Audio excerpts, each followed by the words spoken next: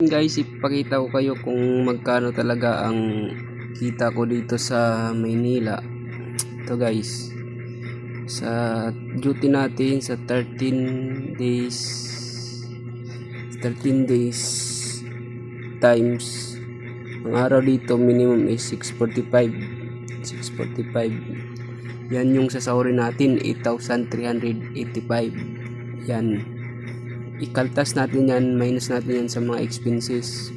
Yan yung net na guys, na malinis talaga na sahod. Pero di pa yan bawas sa is Pag-ibig, PhilHealth. So babawasan natin sa is Pag-ibig, PhilHealth, kasi dati nakaraan yung bawas sa is Pag-ibig ko mga nasa 800. So 800 plus, so sabihin natin 800 lang bawas sa is Pag-ibig, PhilHealth.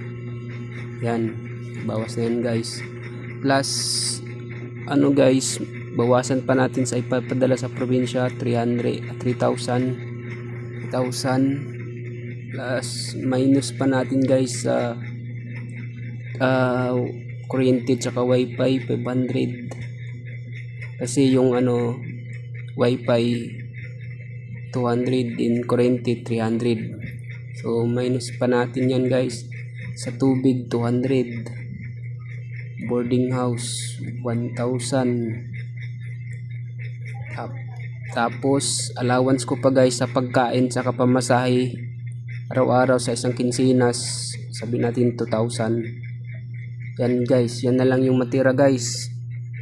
Minus may mangungutang pa guys na mga 1,500 ganun, 500. Zero balance guys, wala talaga tayong maiipon guys. Ang matitira sa atin pagod lang. Yun lang ang buhay ng bilang trabahante. Goodbye.